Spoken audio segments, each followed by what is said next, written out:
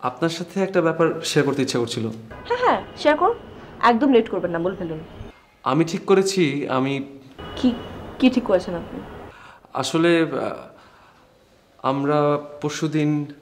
আরে কি আজব, আপনি আজব পাবলিক তো অর্ধেক কথা পেটে রাখেন, অর্ধ কথা মুখে। আমি বুঝিয়ে ক্লিয়ার করে বলেন। আসলে আপনি যদি রাগ করেন এই জন্য ভাবছিলাম। আবার এবার কিন্তু আমি সত্যি রাগ করবো। আমরা কি আগামীকাল আবার দেখা করতে পারি?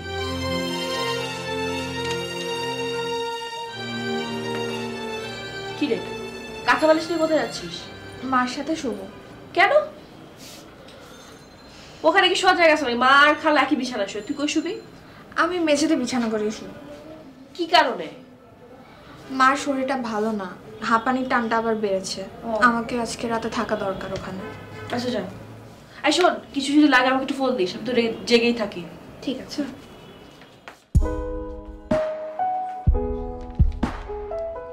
তোর মা মরে গেলে ভালো হতো।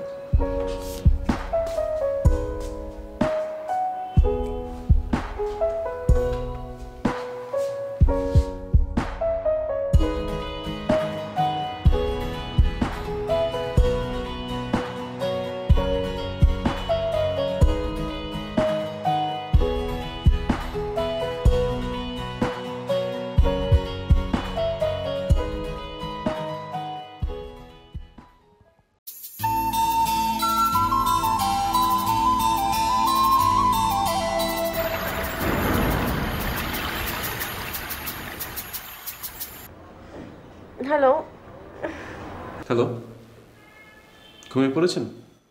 ভাই, এটা তো ঘুমেরই টাইম না। সরি, আপনাকে বিরক্ত করলাম। কি আপনি? সে কি, আপনি আমাকে চিনতে পারছেন না? কেন ভাই, আপনি কি তাহসান? আপনার গলা শুনে চিনা লাগবে আমার? তা অবশ্য ঠিক, তবে আপনার সাথে আমার রিসেন্টলি দেখা হয়েছিল। হুম? কোথায়? কফি শপে।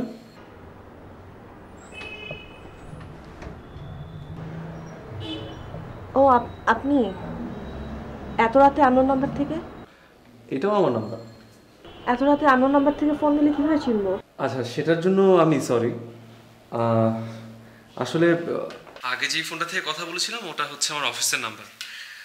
আসলে আপু ভুল করে ওই অফিসের নাম্বারটাই সিভিতে দিয়ে দিয়েছে। আর এইটা যেহেতু পার্সোনাল নাম্বার, তাই ভাবলাম যে আপনাকে জানিয়ে রাখি। হ্যাঁ, আমি তো সেটাই জানতে চাচ্ছি, আপনার কেন মনে হলো এই রাতের বেলা আপনার ব্যক্তিগত নাম্বারটা আমাকে দেওয়া উচিত? আসলে